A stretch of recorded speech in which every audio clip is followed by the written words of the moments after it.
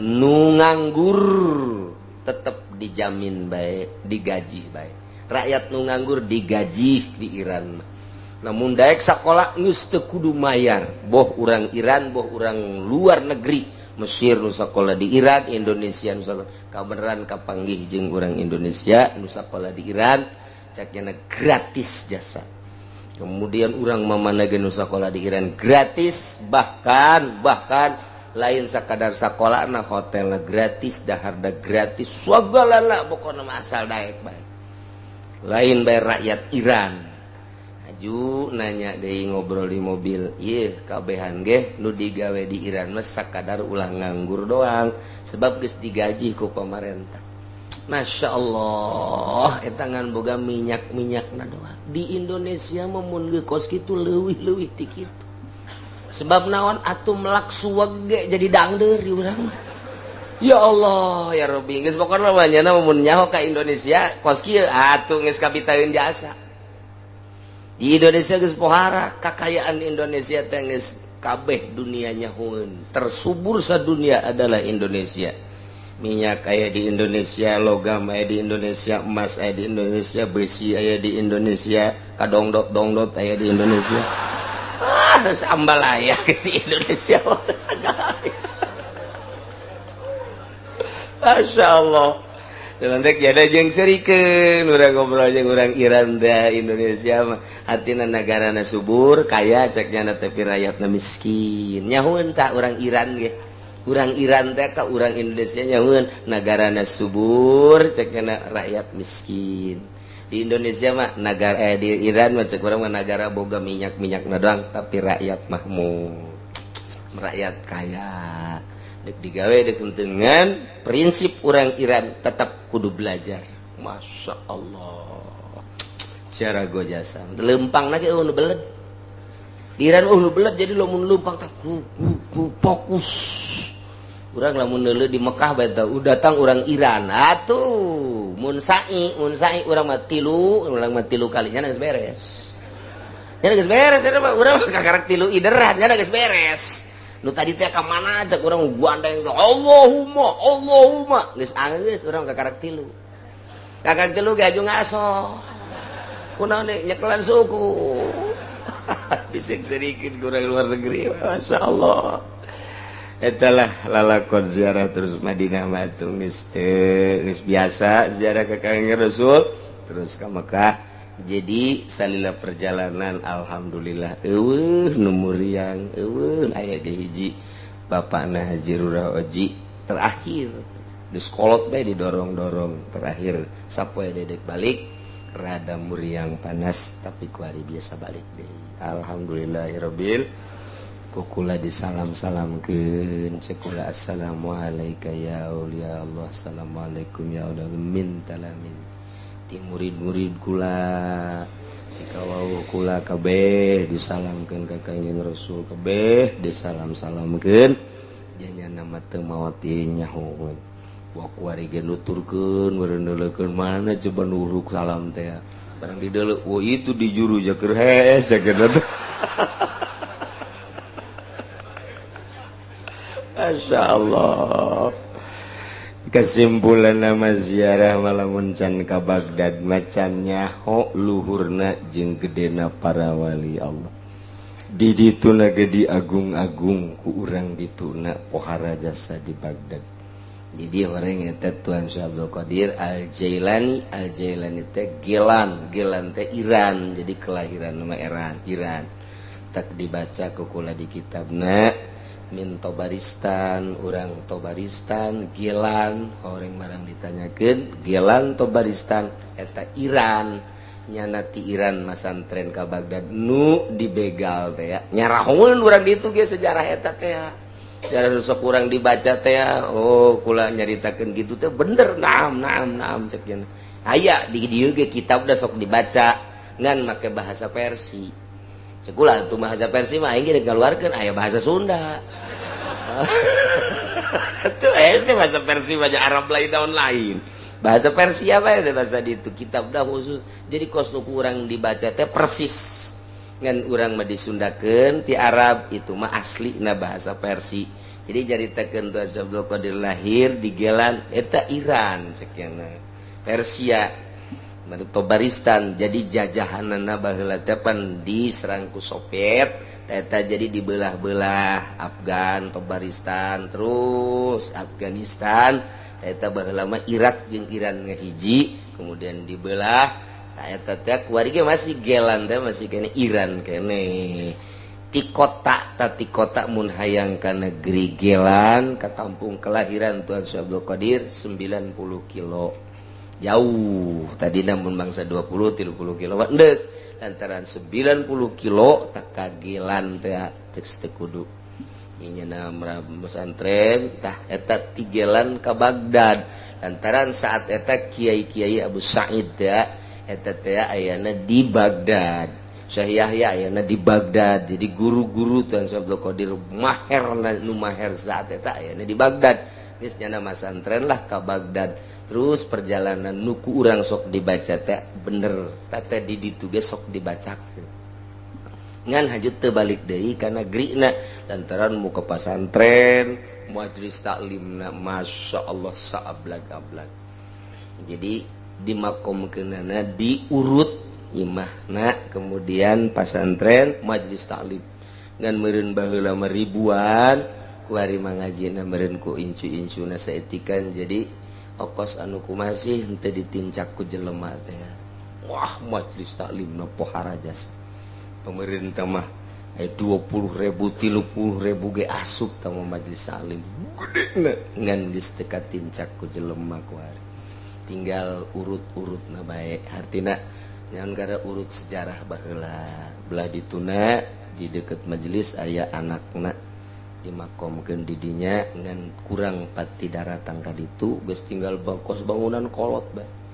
ngan gedena eta majelis taklim pohara meureun baheulana ribuan ngajina Tuan Abdul Qadir ajilani nailah tinggal pati laksanakan konon lain cerita naon kitu ngaranna sakadar carita horeng asli dongeng cak urang di Amerika ngabom makom Tuan Abdul Qadir terus-terusan bertubi-tubi tapi eta bom teh nyaliwah bae terus bae nyaliwah bae aya nu datang ka dinya du ka tengah ieu makom ieu majlis pandinya aya pelataran gedena ge luar biasa pelataran henteu daek ditu sababarahan tak jadilah paranti kitu ngungsi jadi masyarakat Iran lamun poba dinya keur diboman ku Amerika kadarinya aman ilah karomahna datang ka kuari Tuan Abdul Qadir teh lain sambarangan eueuh tanda-tanda urut ka bom tama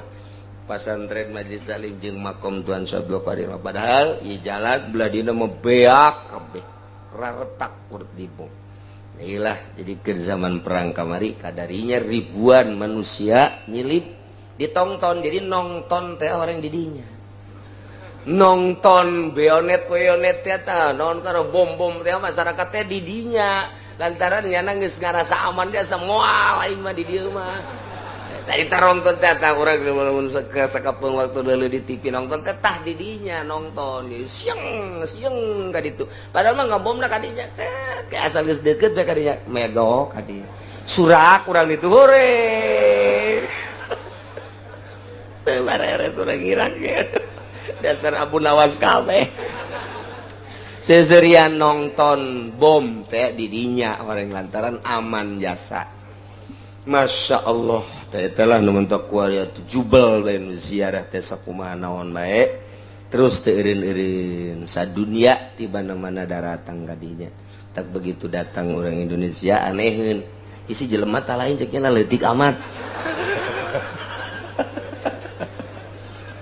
betul orang Mesir sekolah waduh malah nu datang teh ya malah leutik aja tambah lapar pan berarti leutik bae pan Masya Allah Gusti Allah nu agung berangkat di Iran ke Teheran ke Mashhad ke Dubai jadi ke Madinah sapoe 3 kali naik kapal capek naik kapal ti mimiti sieun datang ka teu sieun datang ka resep datang ke Olab naik kapal naik kapal deh berangkat sampai 3 kali naik kapal ti Iran ka Teheran terus ka Mashhad terus ka Jeddah 3 kali naik kapal. Masya Allah di Jeddah karak naik mobil ke Madinah naik mobil tambah. Jadi kesimpulan nama ziarah teges alhamdulillah berkat doa kabehan kurang kabehan ziarah sanajan rombongan kula hungkul ziarah tapi kabeh dizarahkeun ku kula dizarahkeun supaya diaku murid kabehan teu diwijil-wijil khusus anu ngaraji di majelis taklim di dieu umumna dulur-dulur urang kabehan ku kula dibejakeun ka Tuan Syekh mudah-mudahan dianggap murid. Tah gitulah lalakon ziarah barang datang di kapal ku kula ditanya ka sababaraha jamaah ya urang geus datang ka Jakarta mun gratis kita ka Iran deui woi caknya ieu ge candahar gratis sembungeun bu aja pening ge ditanya ji dae kadu ka Iran ge heula caknya oh nu sanggupeun ditita ka Iran deui sakira-kira aduh can kabayang hayang geurang ngadahar goreng sangu ya Allah ya Rabbi nya hokos kitu mah tah pamimpin aturan nu memere beja ka urang kumaha mere beja lantaran di ditu sangu geus di dieu nyieun kupat anu tetel teh naon gara-garana nu padat teh padat sekel teh nyeun buras atawa nyeun kitu kupat sekel bejaan aturan mah sebab di ditu sangu datang ka ditu nya mau basi saeutik malah mau salah geus atuh nyaho kitu mah teh nyeun kupat be jadi urang datang ka ditu nyindar kupat bisa nyeun warteg urang di ditu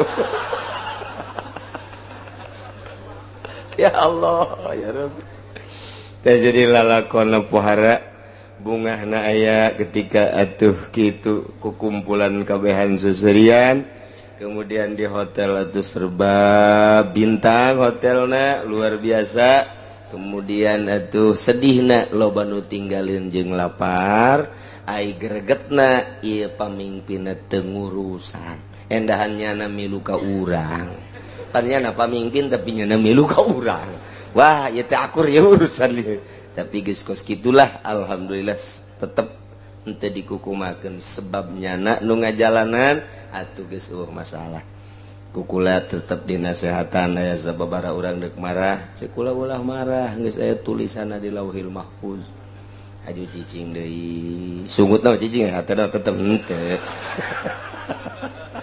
ji atuh deuk marah batu sarua suku lagi hayang marah ngan deuk naon tuh marah mun kitu mah marah aja berubah jam moal maning ulah marah geus di nolkeun we ieu mah geus kabeh geus aya tulisanna ti Gusti Allah geus bae ja boro-boro nulungan batur pamimpin ge pugunya na kakarak datang ka Irak nya na ge bermasalah deh sarua bae hampir teu kabawa pugunya na ge pamimpin nah kitu kan aya gaid-gaid di ditu Habib hiji Habib Hisyam kedua Habib Syekh jadi aya tah jelema nu istimewa di Irak jang komunikasi ke atasan-atasan ketika aya kendala italah alhamdulillah ke sewaktu-waktu moal kebal deui nyana geus nyiapkeun kitab ka kula dik mere kitab lantaran di ditu teh terus teh mah akhirna kula bae nu mingpin-mingpinna terus nyana ngobrol barang ngobrol teh nyaritakeun ti Cilongok nyana ge horengan geus ngadenge cek nyana ka Cilongok ieu horeng jelema ieu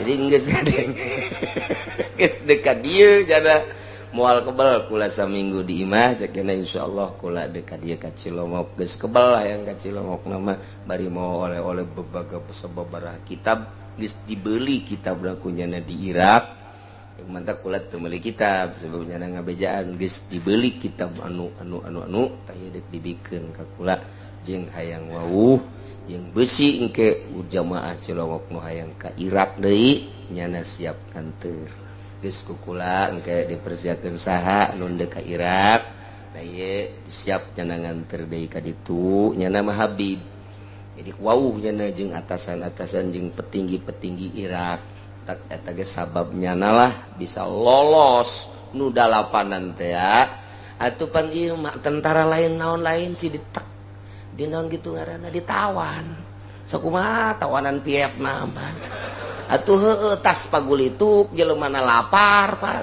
ieu jat Vietnam aya kos gitu mah tapi lulus takunyana terus ditelepon malam Sabtu eta walaupun hari libur tetap segera mun cek nyana ge mun cek petinggina mun tita tadi mah jam 5 atuh babari jasa teu kudu jam 12 peuting ieu mah beres-beres jam 12 coba eta pan masyaallah geus kitu meureun kuduna lalakonna geus loba nu tinggalin jasa ka ditu mah ai ditaliti-taliti horeng pisana ngeteng jadi di dia hese ka Irak mah hese nu muka ka Irak mantap travel mana nu muka ka Irak moal aya urang kuari dekat Irak hayang make travel mana moal bisa tambah kudu ka Dubai kayak di Dubai ka Karak nyen bisa menuju Irak itu jadi eta ge langsung ke Irak beres ngan eta can anggeus bisa nu dalampana gitulah wasilah nama mentak alhamdulillah datang ka Kiwari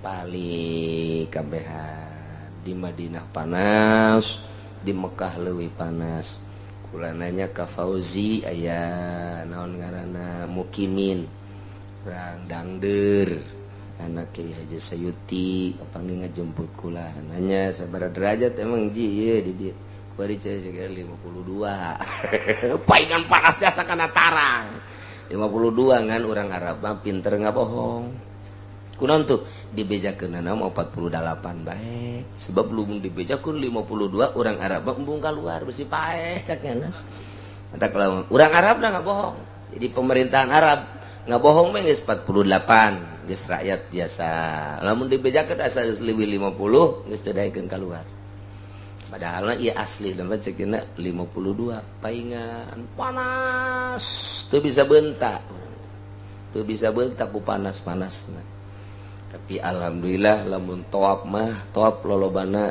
hayang kosong sedengkeun kosong eta ti jam 10 ka jam 12 atuh geus bae urang Indonesia mah emang kos kitu meureunana ongkoh laleutik tapi maksakeun maneh hayang kosong teh kudu jam sakitu bae geus pokona da kumaha pae geus sebab babar ganjing du gede teh eleh geus neangan kosong ai kosongna eta jam sakitu panas los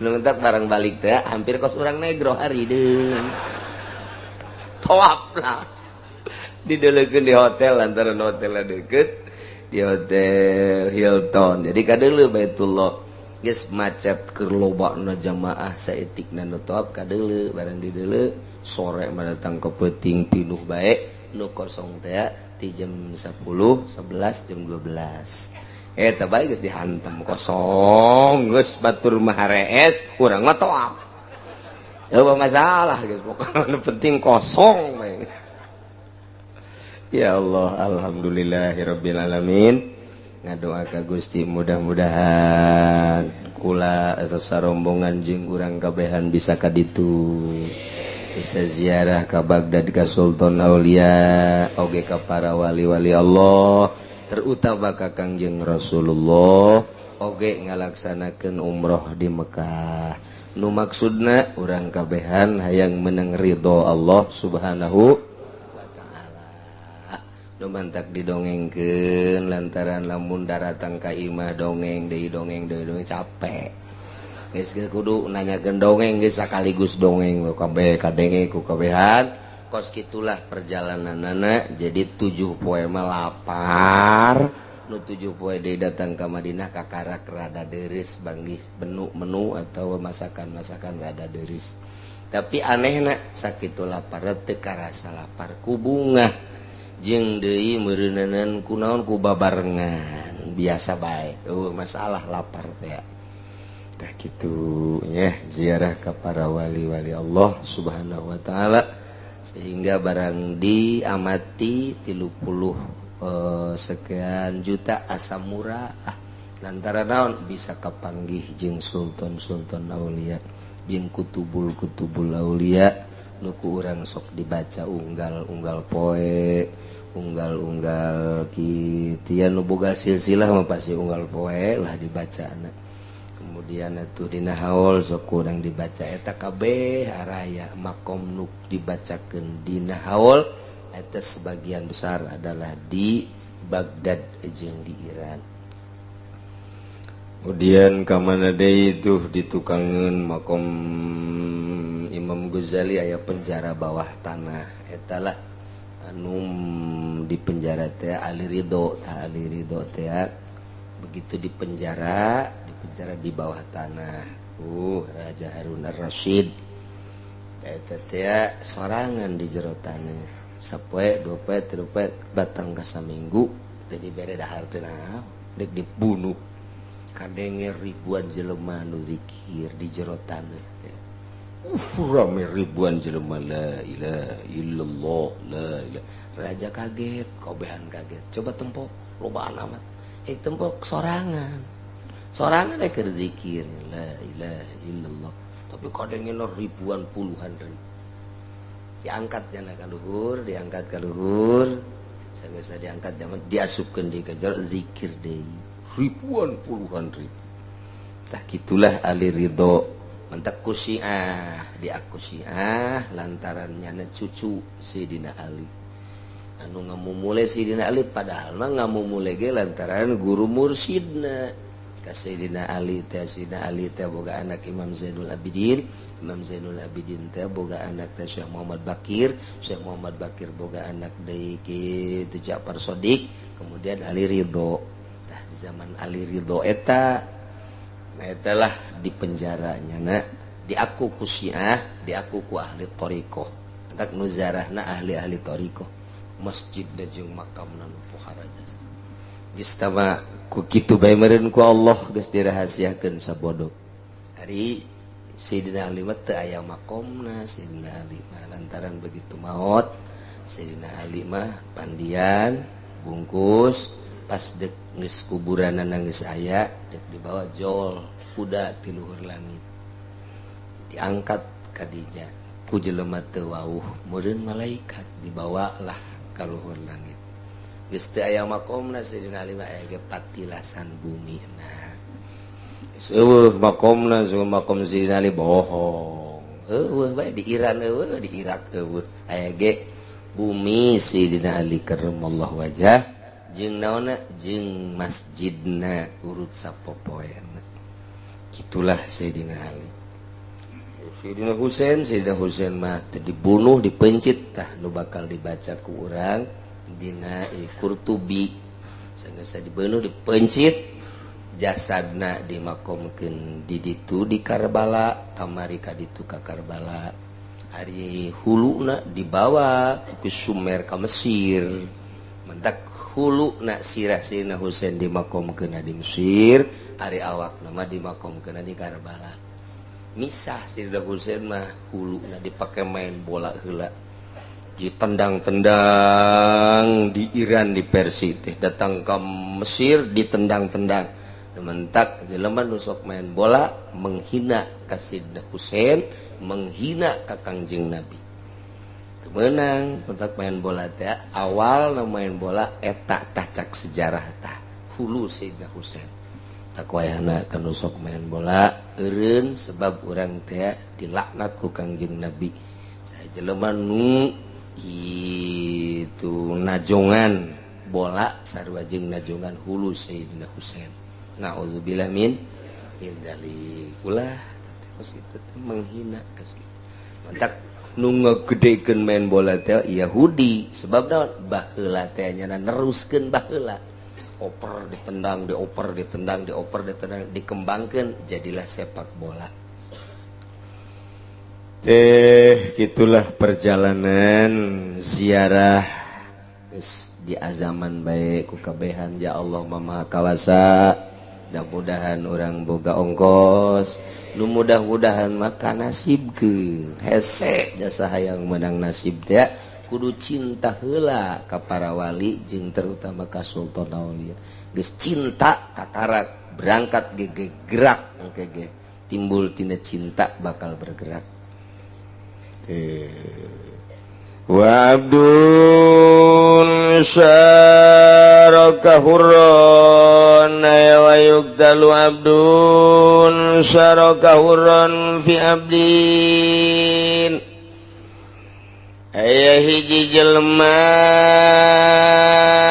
merdeka Zaid jelema merdeka lain abid lain budak belian Ibraki Zaid dek ngabunuh Khalid ay Khalid abid lamun Zaid jelema merdeka ngabunuh Khalid pangkatna abid dibunuh ku Ki Zaid teu kudu dibunuh Ki Zaid nama lantaran jelema merdeka mamulya ay abid mahina ketika jelema anu merdeka ngabunuh abid teu kudu dibunuh deui paling bayar diat lain hajuplong gitu bae diat mugolado ulah dibunuh ulah dikisos Ki Zaid mah Zaid merdeka ngabunuh Khalid abid ulah dibunuh Ki Zaid na jalan jang dikisos paling bayar diat kuarima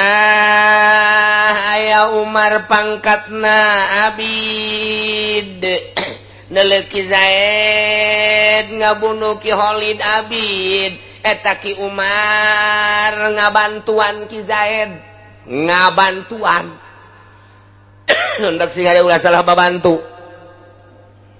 jadi Ki Umar neleki Zaid seorang merdeka Ki Umar nama abid rejengan ngabantuan kaki Zaid dek ngabunuh Ki Khalid tah ayeuna eta Ki Umar ngabantuan Ki Zaid dalam rangka ngabunuh Ki Khalid tah eta Ki Umar nu pangkatna abid lantaran sapagodos jeung nu dibunuh tah eta nama Ki Umar nama tetep wajib dikisos sebab akur jeung nu dibunuhna Ki Zaid nama bayar diat geus wa abdun bunuhlah Umar nu pangkat abid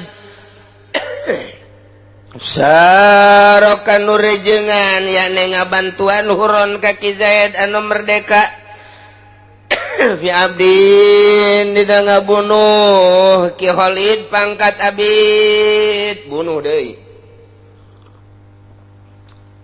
jadi Ki Umar mah tetep bunuh bae wa zimiyun saraka musliman fi zimin wazimiyun ayo yuktalu wazimiyun bunuh kape zimin nurejengan ngabaturan yakni gitu ngabantuan musliman ka jelema muslim dina ngabunuh kafir zimi jelema muslim Zaid muslim ngabunuh Ki Khalid kafir zimi Ki Khalid maka perzimi mun dibunuh ku Ki Zaid na muslim teu kudu dibunuh deui Ki Zaid nama lantaran Ki Zaid bamulya teu sapagodos pancek tadi ge kudu mukafah kudu akur agamana mun muslim mun kafir tah ieu mah Ki Zaid na muslim nu dibunuh nama kafir zimi teu sapagodos geus eta Ki Zaid nu muslim mun ngabunuh kafir zimi teu kudu dibunuh paling diat tapi aya Umar sarua pada kafir zimi ngabantuan ngarejengan ka Ki Zaid nu muslim dalam rangka ngabunuh kafir zimi tah eta Ki Umar babantu ka Ki Zaid anu Ki Umar napa kafir zimi sapagodos pan Ki Umar mah jeung Ki Khalid nu dibunuh nazimi ari Ki Umar ngabantuan Ki Zaid ta eta teh babantu na eta nyana kanu dibunuhna ngabantu ngabunuh ka muslim wajib bae eta mah ja akur ieu bunuh geus Ki Zaid nama teu kudu dibunuh tapi ari Ki Umar nama bunuh Bismillahirrahmanirrahim وإذ قيل لهم اسكنوا هذه القرية وكلوا منها حيث شئتم وقولوا حطة وادخلوا الباب سجدا نغفر لكم خطاياكم سنزيد المحسنين. Allahu a'lamu bimmaradi wa zkur lan eling sira Muhammad izkila waktu den ucapakeun lahum kade Bani Israil. Opelapan uskunu meneng sira kabeh hadhil qaryata iki kampung Baitul Muqaddas. Tegese Baitul Muqaddas kululan pada marangan sira kabeh minha saking hadhil qaryah. Haitsu situ min dalam panggonan kerja sira kabeh wa kulu. Lan ngucap sira kabeh hittatun ay amruna hittatun utai perkara ingsun sadaya iku nyupreden lungsurakeun dosa den hampura dosa. Wadukhulul babalan pada maranjing marane kabeh ing lawang babal qaryati tegese lawang kampung sujada hale pirang-pirang kang condong sujuda inhinain tegese sujud condong nagfir maka bakal ngahampura isun agung binu kalawan nganggo nun wa tailan tatawfi mabnian lil maf'uli halekang den mabniakeun kade maf'ul lamun ta tufar lakum kade sirakum khotoyakum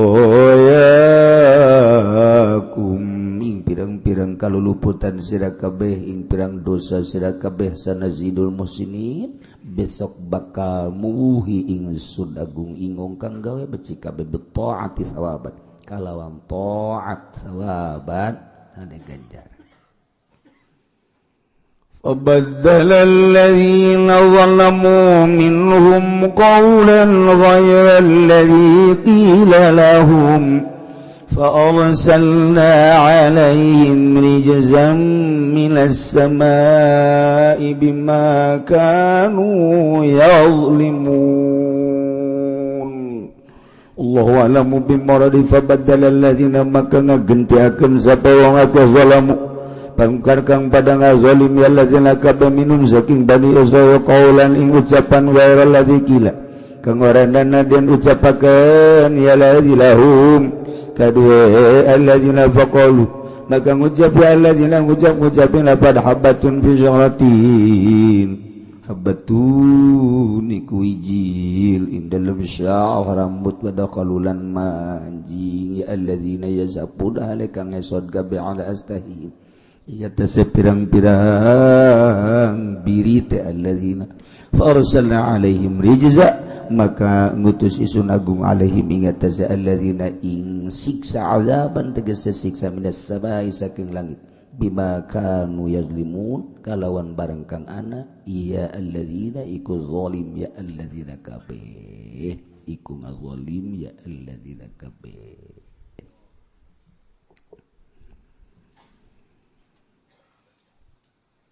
Sakumaha kamari bahwa Kangjeng Nabi Musa alaihi salam kita dakwah ke negeri Palestina kaum titah diringkit ketika datang di jurang tih di gurun tih nu kaayaan rendah didinya cicing ternyata perbekalan teh geus eueuh timbul dahaga timbul lapar panas anu pohar unjukkanlah ka Kangjeng Nabi Musa alaihissalam Kangjeng Nabi Musa dititah ngaatraksikeun naon ngaranna tungked nu jadi mukjizat terhadap Kangjeng Nabi Musa ketika kaum ngarasa dahaga menta jang minum Kangjeng Nabi Musa langsung ku Gusti Allah titah nakolkeun tungked kana batu begitu ditakolkeun kala luar cai sesuai jeung letah masing-masing 12 pantai. Ketika panas Allah ngutus mega awan sehingga tiis aduh luar biasa. Zallalna alaihimul ghabab. Bebe jalafar Allah mere buah manna wassalwa. Ya Allah ya Rabbi. Jang nginum jeung jang mandi aya. Cuaca sakitu tiis lantaran dipayungan ku awan. Dahar dibere ku Gusti Allah. Hati-hati ieu nikmat kudu dipake ibadah ka Gusti Allah, bersyukur ka Gusti Allah.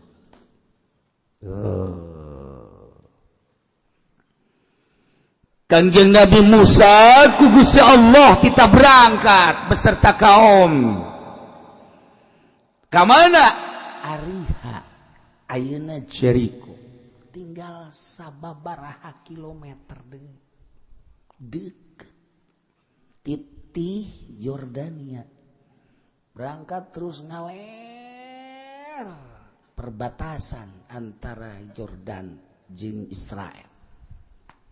Lengkah ka ditu terus bakal datang ka Ariha Baitul Maqdis nampak. Masya Allah. Cek Gusti Allah Musa, berangkatlah maneh beserta kaum ke Ariha, ke Jericho. Cuman make syarat. Nomor kahiji kudu maca istighfar, ulah eureun-eureun. Ngarasa diri loba dosa, minta hampura ka Gusti Allah tina seluruh dosa-dosa baik nu gede maupun leutik, penta ka Gusti Allah hampura hiji. Nomor kedua maneh asup ka negeri Jericho dengan tunduk abeh katingali kos jelema nu bener-bener berdosa, yakni kadeuleu kos jelema anu DP-DP tawadu. Sanggeus datang ka ditu dipersilahkan untuk menikmati keayaan negeri eta. Didinya anjeun Musa bakal ningali kasuburan-kasuburan daerah eta. Naon bae didinya jadi jeung naon bae didinya bakal buahan. Ulah kaget Musa didinya lamun aya cau berbagai cau. Tina cau nu leutik, cau emas, cau kepok datang ka cau nu gede bakal aya didinya. Samangka ti mimiti samangka nu beuleud nu lonjong nu gede aya didinya. Waluh bakal aya, waluh leutik waluh gede aya didinya. Paria ti mimiti paria buleud datang ka paria panjang, datang ka nu sok di batuan panjang, paria koral. Aya kabeh didinya. Cabe keriting, cabe panjang, cabe beureum hejo kabeh aya. Bawang ti mimiti bawang kitu Tegal. Nyawan ka Tegal. Brebes didinya jeung endog-endogna aya. Woi, datang ke bawang kitu Indian bulede aya kabeh. Wortel cara di Cipanas Bandung Parahyangan araya kabeh kadinya. Wah, sagala rupa aya. Ulah kaget Musa. Begitu datang kadinya, silahkan nikmati halal. Bejakeun ku Kangjeng Nabi Musa, wahai kaum, Allah geus meresen. Urang kita berangkat dalam rangka dakwah ke Yerusalem, tepatna di daerah Baitul Maqdis. Nuku urang kita disinggahi adalah Ariha Jericho. Didinya tempat anu subur segala rupaya, cai singkolocor, palawija anu sakitu luar biasa lobana, kulantaran cai sing kolocor bakal loba cai di harandap anu ngendak anu lempang. Eta nu ngaran lauk ambalayah pasti asal aya cai, aya lauk, ada air, ada ikan. Ada gula, ada semut. Ada wanita, ada laki-laki. Aya nu bener, aya nu teu bener. Wah, ngarembet. Aya. Siap. Cuman syarat hiji asupda kudu tunduk. Nomor kedua kudu ulah eureun-eureun maca istighfar ka Gusti Allah. Allah bakal ngahampura. Sakit. Siap? Siap atuh ai di itu subur mah. Orenganan lain ku ari bae. Neuleuh hejo-hejo teh. Embe neuleuh hejo. Wani mapal. Jelema manggih nu hejo. Pohara jasa. Sakitu keur andiupna di masjid. Barang di panggung aya Golkar hejo. Pasti ditinggalkeun. Imam anu kuduna ngimaman asar di panggung. Eta garana neuleuh hejo lemok. Eta nu hejo eta kos karena itu. Ih, pohara. Nah, siap masyarakat teh. Berangkat. Begitu titah istighfar. Henteu. Pohonya ada teh salantaran diberi nikmat anu pohara. Awan terus niungan, cai sing kolocor ditih geus sakitu poharana. Dahareun loba teu pernah kalaparan, teu pernah kapanasan, teu pernah kadahagaan. Malah mah Kangjeng Nabi Musa nyaritakeun di ditu mah leuwih subur nu pohara. Nu kadeuleu teh hanya kalazatan nu babalik nangan ka awak doang. An aya istighfar mah qalbu poho ka Gusti Allah. Masya Allah. Nu mantap kejadian ieu dilestarikeun. Wadkur ingat anjeun Muhammad. Idz qila lahum ketika diomongkeun ka Bani Israil. Kanjeng Nabi Musa sebagai pemimpinna. Bejakeun Musa. Uskunu hadhil qaryah. Caricing maraneh kabeh di kampung, yakni Baitul Muqaddas. Datang kadinya lantaran subur wa kulu minha. Silakan. Dalahar halal naon bae nu aya. Haitsu syitum di mana bae maneh kersa, maneh hayang, maneh hendeuk, mangga bae. Wa kulu cuban ngomong aranjeun kabeh hiqqatun ay amruna hiqqatun mas'alatuna hiqqatun yakni anta hitta anna khotoyana kami mah eueuh deui ngan sakadar menta dihampura kesalahan-kesalahan kami hiqqatun. Sok baca istighfar astagfirullahalazim sambil berangkat masuk negeri eta tawadu ka Gusti Allah sambil istighfar. Maka engke ku kaula cek Gusti Allah naghfir lakum khotoyakum bakal dihampura kasalahan-kasalahan aranjeun kabeh ulah-ulah anu leutik nu gede dihampura ku kaula asal seperti eta. Lamun geus dihampura maneh aya dina ihsan bagus. Ihsan makin loba makin istimewa, makin loba makin bagus, makin loba makin bagus. Kayak ku kaula ditambah-tambah sanazidul muhsinin. Bakal ditambahan ku kaula kebagusan-kebagusan. Sok laksanakeun. Berangkatlah Kanjeng Nabi Musa beserta kaum ieu supaya diingat ku Kanjeng Nabi urang. Maksudna urang sebagai pengikutna, sebagai umat Kanjeng Nabi, urang Kanjeng Nabi Muhammad. Ketika urang dibere nikmat bakal kumaha? Kamari ieu mah getol jasa ngaji, kercan boga motor, barang bogang motor, saminggu ngaji, saminggu henteu, saminggu ngaji, saminggu henteu. Motor teh lain pake syukuran. Kercan boga mobil mah getol ngaji, barang boga mobil, boh teu kaburu ngaji. Mobil berarti jadi siksa. kamari ieu pas-pasan mah ongkos teh daek ngaji daek salat barang ambah duit ieu jutaan kuali geus poho ka ngaji poho ka salat kamari mah teu hayang ganti HP nu jadul ge terus wah kuari mah lamun teu bisa WhatsApp teu bisa jadi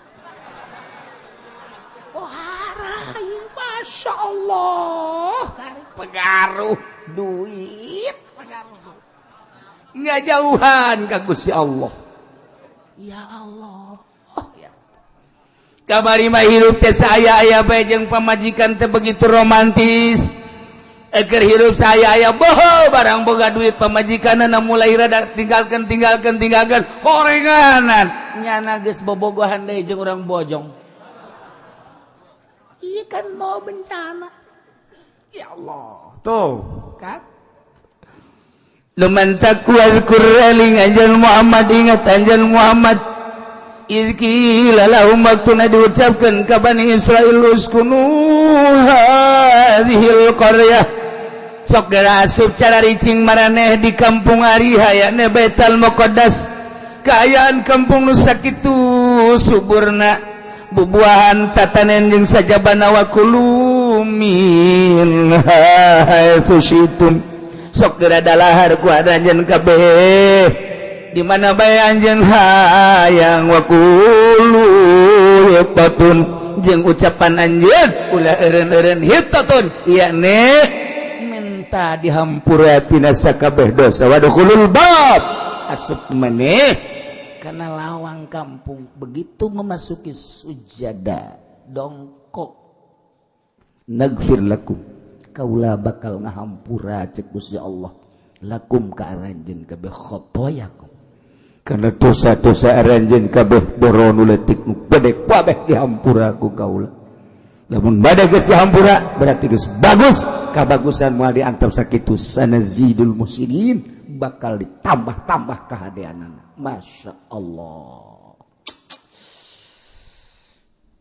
فبدل الذين ظلموا منهم قولا kumaha kajadianana ternyata manusia mah kos kitu sakitu dipimpin ku nabi فبدل الذين ظلموا ngagantikeun jelema-jelema nu zalim di golongan-golongan Bani Israil qaulan kana ucapan ghairal ladzi qila lahum nu teu dititah kamaranehana dititahna mangucapkeun teh hitatun teh sarua jeung menta hampura menta dibicen dosa hitatun titah ngomong eta begitu asup ka negeri ariha bari kayaan dongko bari ngomong hitatun bahasa hitatun teh hartina eueuh deui kahayang kami urusan kami pamenta kami mah iwati menta hampura dipicen dosa tina sakabeh dosa titah maca hitatun diganti ku nyana habbatun deuk nanaonan coba diganti ku habbatun sisikian aya oyong sikian aya waluh sikian endahan diganti kos kitu tah nyana mah tah barang sisikian kabeh ge aya buah sikian aya awewe sikian maka dijadinya orang Bani Israil mah bloon jadi cak awewe geus lalaki ge sikian kami onam hiji sia mah dua henteu teman teu kadinya sepanjar bebeneran beus ya mah Abbatul bisyarati Masya Allah karim diganti ku jada dititah baca hitatun ku Gusti Allah diganti habbatun eta beda saeutik hitatun habbatun urusana hitatun mah menta hampura ai habbatun mah dunia sisikian makan dunia ngaran jadi tetep bae titah urusanana istighfar tetep nya nama dunia bae titah ka Allah atuh heula ieu salat tetep bae dunia sakilang daek ge salat hatena dunia kumaha coba eta itu eureun dunia kira urang ninggalkeun dunia kita atuh eureun tah ninggalkeun dunia semet keur salat beulanan teu bisa urang teh dunia bae Masya Allah kabawa eta ka salat dunia urang usaha naon bae kabawa ka jero salat tani kabawa ka jero salat urang jadi guru kabawa ka jero salat urang jadi politikus kabawa ke salat urang dagang karung goni aya bae segala rupa aya bae Masya Allah eueuh ditinggalkeunana ieu teh kumaha coba ieu teh kumaha eueuh nu ditinggalkeun keur salat kayak komo di luar salat tah ieu urang geus hampir nyarupaan ka Yahudi tita istighfar hitatun nyuhunkeun hampura Gusti dosa abdi dosa anu leutik dosa anu gede hampura Gusti ieu kanikmatan anu dipasihan ku Gusti ka abdi teh Gusti hese syukuranana abdi teh ku teu syukuran teh berarti kan dosa hampura dosa-dosa abdi Gusti tina mahiwal ka Gusti tina teu nurut ka Gusti tina maksiat ka Gusti hampura Gusti kita maca eta hitatun ketika berangkat masuk bari tunggul hitatun diganti ku nyana habatun dunia malah titah tungkul teh endahan ngesod nah naon tuh ngesod jana فَبَدَّلَ الَّذِينَ ظَلَمُوا مِنْهُمْ قَوْلًا غَيْرَ الَّذِي قِيلَ لَهُمْ titah maca hitatun hambatun titah wadkhulul baba sujada tungkul ngarengkuh endahan ngesod nya make birit esod make birit naona cak Kanjeng Nabi Musa dulur ulah habatun hitotun nomor kaduana tungkul kita okos anu ruku lah kos turuku gitu dong kok ulah ngesot ulah tetep kabi mandek habatun bari ngesot habatun Kanjeng Nabi Musa geus-geus bae wara rese amat sih kau barang datang ka ditu teh atuh asup da geus teu mentah hampura asup da geus teu DP nu di dieu teh kemewahan dunia keayaan kasuburan ningkat pikiran teh lamun kamari mangan sakitu ditih ieu mah luar biasa geus dibejaan ku Kangjeng Nabi Musa segala rupa aya palawija mimiti buah-buahan araraya kemudian kitu sayur mayur araraya jeung sajabana araraya anu dibayangkeun ku nyana kasuburan nu babalikna jang ka awak doang urang geus ada awas ketika urang dibere dahareun inuman eta ngan babalik ka awak doang haju gendut ngising ka empang nu untung mah jumbo tahu jumbo kan untung tuh coba ayo iya pagawean roh na mana kolbu na mana mentek diatur di ahli torikoh mah ulah terlalu ngurusan awak coba ngurusan ruh bae ai urang di syariat makan urusan nangan sakadar zahir bae ieu kolbu mah teu pati diurusan mentak lamun jelema teu ngurusan kolbu tidak terkecuali kiai tinggal kiai makin hayang di kiai lamun geus hayang di kiai lamun teu dihormat nya nama manyun bae teu dicium beleungeunna teu dicium tangan nya nama geus dicirian teh si eta tilok cium tangan ka aing awas ku aing sia dicirian ku nya nama teh eta kiai goreng hate eta nu kos kitu emang ge kabehan ge osok si goreng hate mah ayo mencet embe kula ge osok goreng hate diiris-iris digoreng hate embe eta mah tuh lamun urang teu ngurusan kolbu ketika urang jadi lurah takabur, ketika orang jadi DPR takabur, ketika orang jadi bupati takabur, ketika orang jadi gubernur super takabur, ketika orang jadi menteri super takabur, ketika orang jadi presiden XXXL jadi takaburna XXL pohara eta naon teu ngurusan kolbu ulah kajian tama geus parantina nu sugih dagang nu sugih usaha nu tani pejabat takabur parantina kiai makan lain paranti takabur tapi kulantaran teu ngurusan batin sarua bae hai ka aing sia teu nanya pada kiai teu nanya sia ngaji ka mana mah haji kos tukang lauk bae kiai lamun disebut kiai karakter isuk mamanya naik atuh setik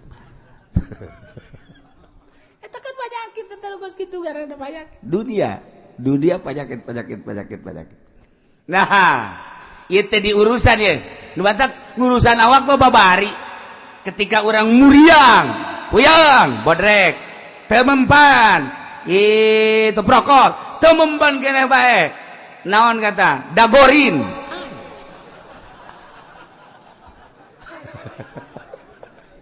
leng-lengannya nangis bisa kan orang geus beres masih kena kan ka mantri can mampu kan orang ke dokter can mampu kena we opnam orang di opnam dokter ieu kurang hebat rumah sakit pindah orang ka Cipto Cipto kurang hebat Singapura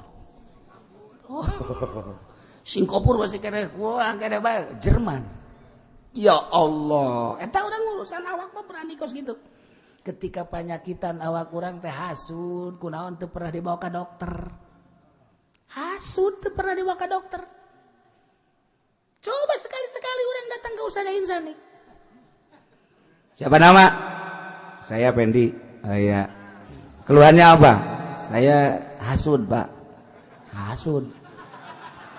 Iya, Pak, penyakit batin saya, Pak. Katanya kata Kiai Uci suruh ke dokter, jadi saya ke dokter sini. Wah ini mah harus dibawa ke Grogol nih. Ya lagi itu jemput ke pengurus dirinya. Sus, rantai bawa sini. Ada nama Pendi nih.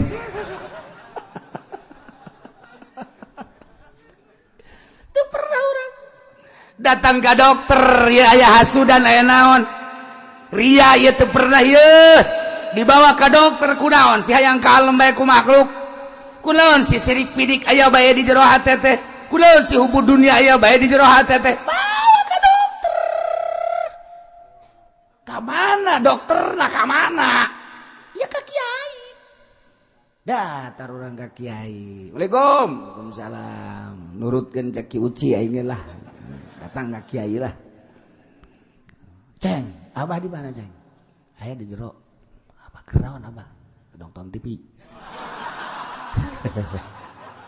Puyeng nya aing rek berobat, orangnya aja gering. Wah, teu beres ieu kiai. Geus teu beres.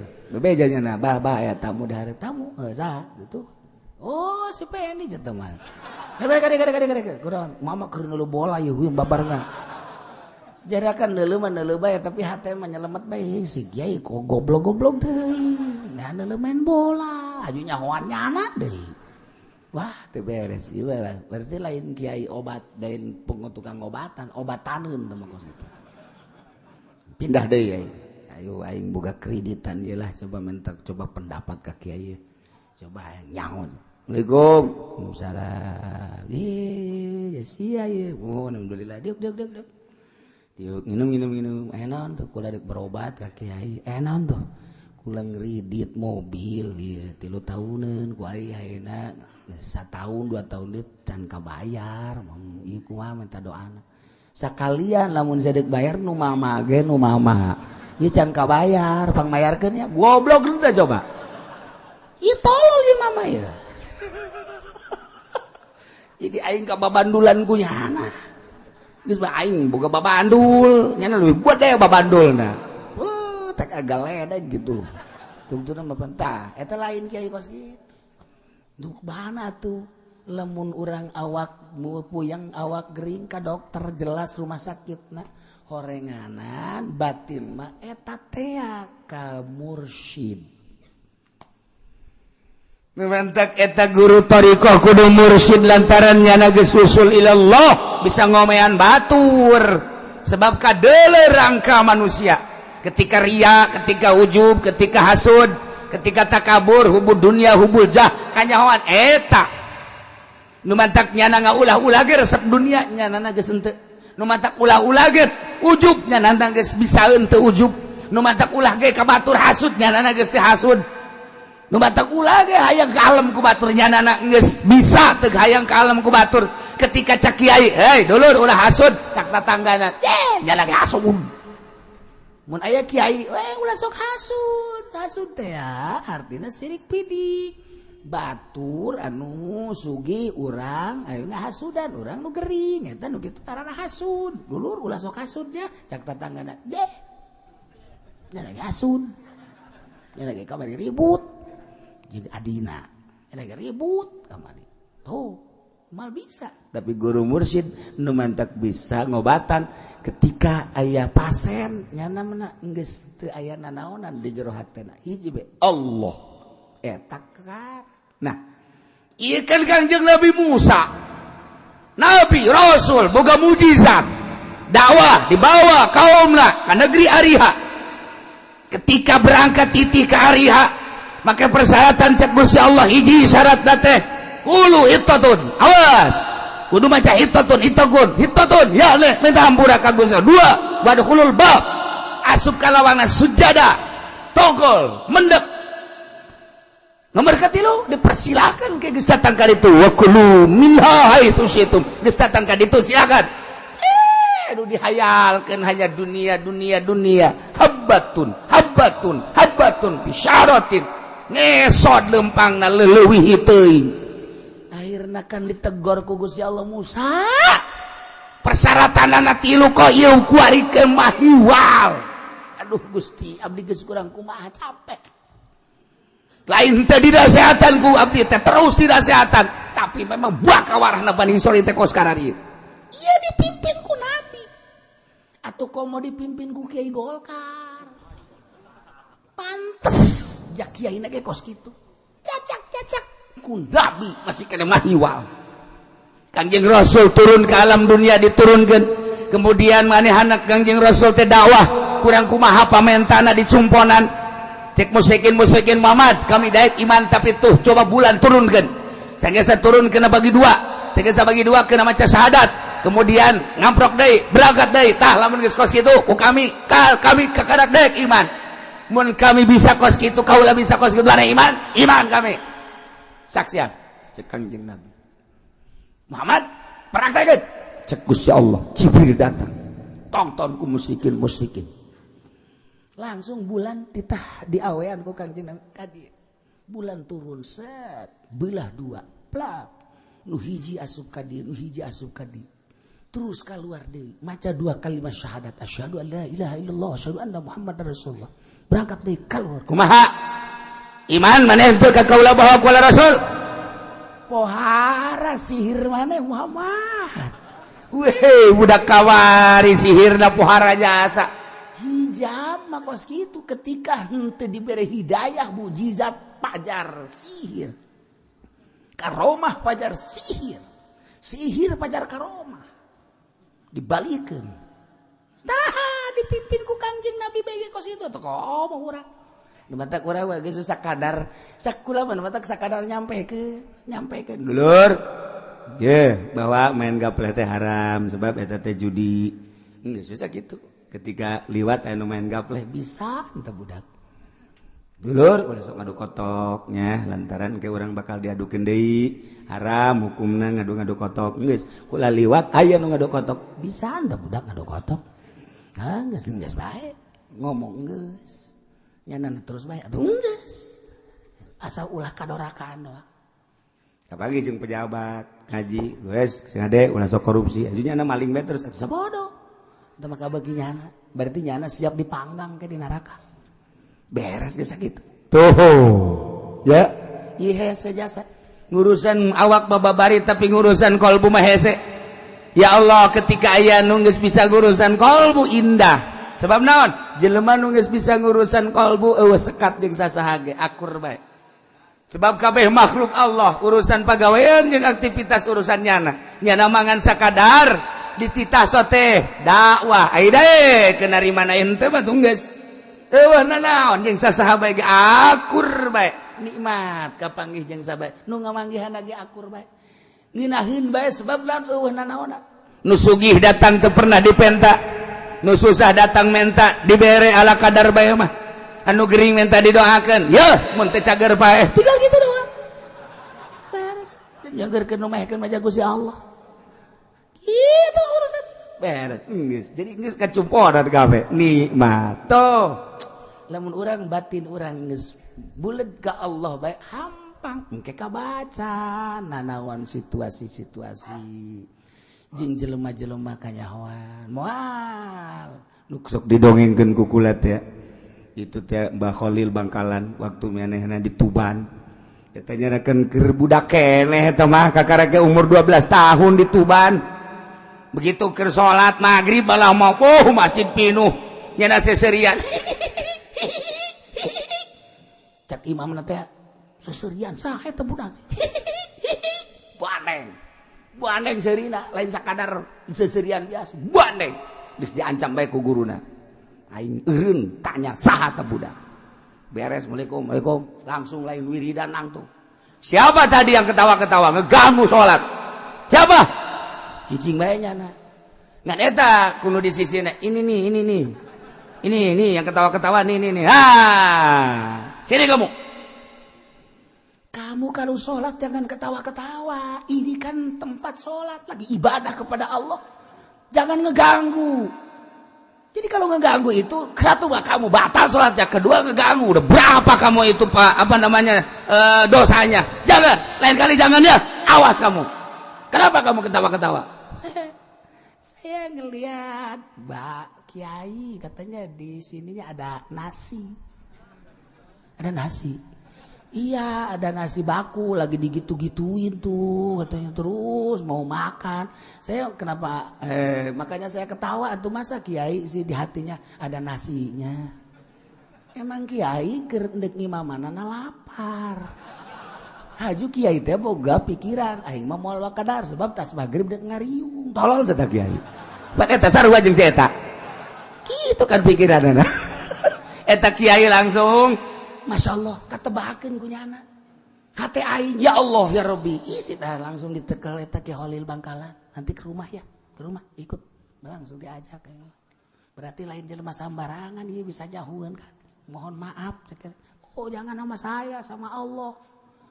Budak kene umur 12 tahun geus bisa kos kitu. Urang lamun aya Ki Khalil kuari atupan di hate urang mah macam-macam kabehan. Macam-macam kabehan, macam-macam. Geus lain sangu bae di urang mah tuh. Katimus aya. Katimus cucur atuh aya. Urang mah izin nya naon sangu doang. Ayo urang mah ya Allah ya Rabbi. Gegetas aya.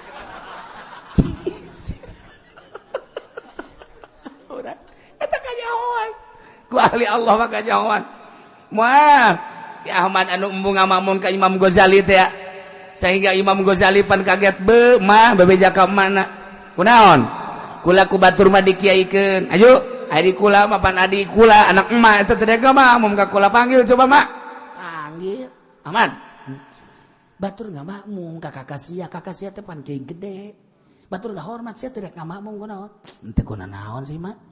Ngamak tuh moal mah emang kunaon itu getihan atena getihan tuh najis pan getih mah masa kula ngamakmum kanu aya najisan panggil deui ka sore Imam Ghazali adi sia ku mah geus ditanya aja kunaon cenah mak cenah najis sebab hate sia teh getihan atuh embung nya ngamakmum kanu aya getihan jan najis masyaallah ma ampura kula keur ijtihad head kula keur ngaijtihad hukum head ieu teh ieu berarti kajahoan ku adik kula berarti luhuran adina ti heula kakarek deui hampura di dinya lah mulai Imam Ghazali ruda langsung ninggalkeun tempat 13 tahun ngalalana Imam Ghazali hayang husul ilallah santri masyarakat anak pemajikan tinggalkeun mulai ti negeri Tus cenah ka Baghdad terus ka dieu ka mana ka Mesir terus ka dieu ka Aqsa ka Yerusalem di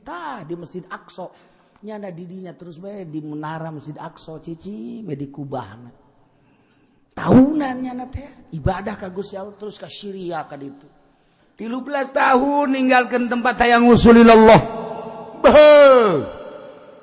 Imam Ghazali teh lain sambarang 13 tahun geus usul geus bener-bener jeung Allah kakarak ku Allah titah balik deui nya ka negeri Tus di Iran kakarak deui nya ngajar pohara jasa kamari kula jadi kiai lain kiai ketika kula lain encan jadi ahli Allah kiai kula lalagaan hayang dihormat bae hayang dibere bae hayang diagung-agung bae ternyata horeganan kiai nu kos kitu kiai neraka jahanam. Imam Ghazali sebab nyana nu ngarasakeun ketika jelema geus jadi wali Allah cek Imam Ghazali geus hayang nanaon embung dikiaikeun teh Imam Panbol. Marilah kita dengarkan tausiah yang akan disampaikan oleh Kiai Haji Fudhali. DRS-nya DRS. Mandi ditegor. Mending DRS-nya anu nang meuli. Eta kan eta kos kitu da naon eta jahanam eta kosna mah kos kiai padahal mah eta teh penghuni neraka jahanam. Ye, cak Imam Ghazali saya sok nyalakeun aing. Ye, cenah Ki Uci mah kos kitu teh lain aing. Sakali deui cak Imam Ghazali. Aju cenah teu cenah. Aju kiai kumaha tuh kieu sia mesti aing mah aing. Henteu maksudna cenah kiai kitu dan teu atuh aing kadang-kadang kitu. Imam Ghazali aing mah nyampikeun emang di lembur teh sok nyampikeun saralah bae Ki Uci mah ngaharamkeun anu Ki Uci mah neraka jahanam lain aing Imam Ghazali si anak nu salah tuh kan cek Imam Ghazali jadi cenah tulah disampaikan endek bae aing mah nyampikeun endek bae mah sabodo teuing wasia bae eta mah manya ya ceramah make DPR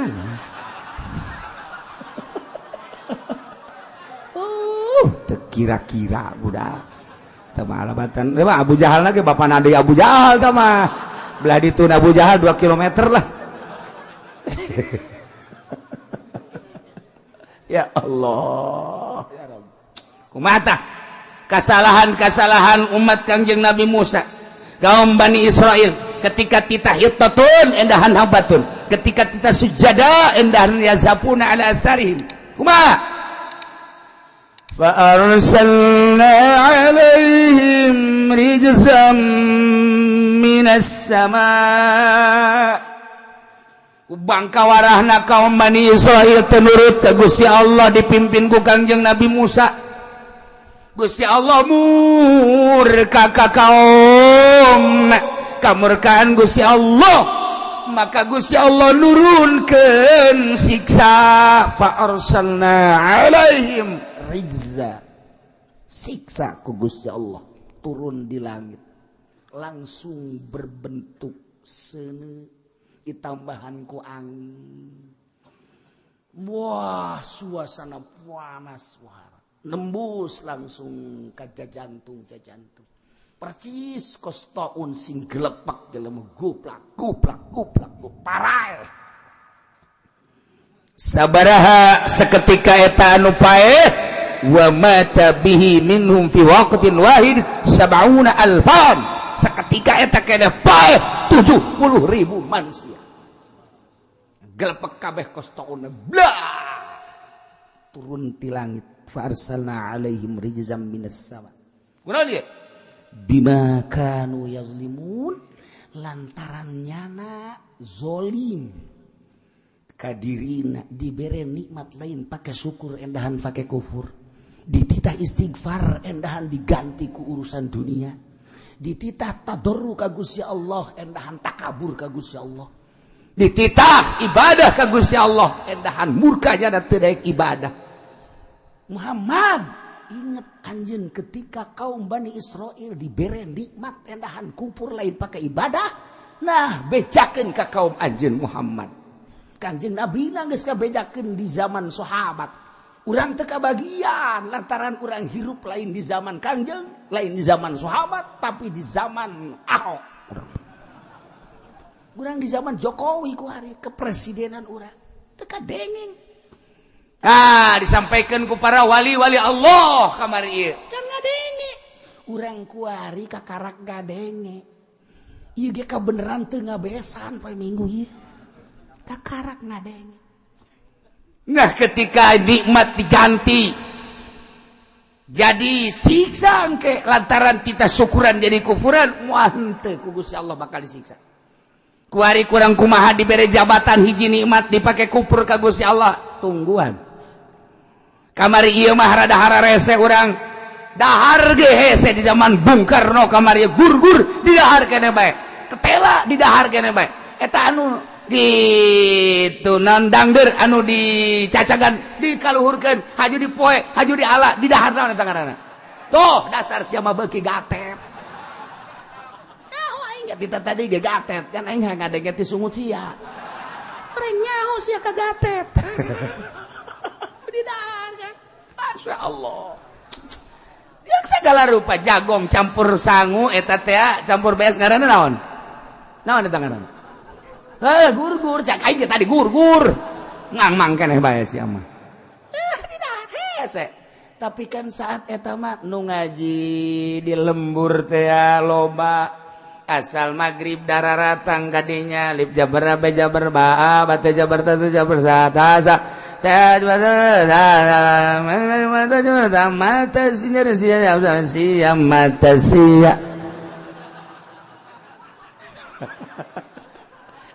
Jauh nggak lembur, ayo coba ke urang maghrib kadinya di lembur mana bae ngarareja balik ke musola balik ke masjid adem perasaan nu diobrolkeun teh sakadar kumaha dituplak cabe bagus kumaha dituplak jagong bagus alhamdulillah belah ditu mah rada kena angin nu diobrolkeun teh sekitar eta Masya Allah ketika derep bebarengan urang derep asal geus ditita mah burong kabeh sawah anu kizaid tapi anu derep kabehan kebersamaan luar biasa.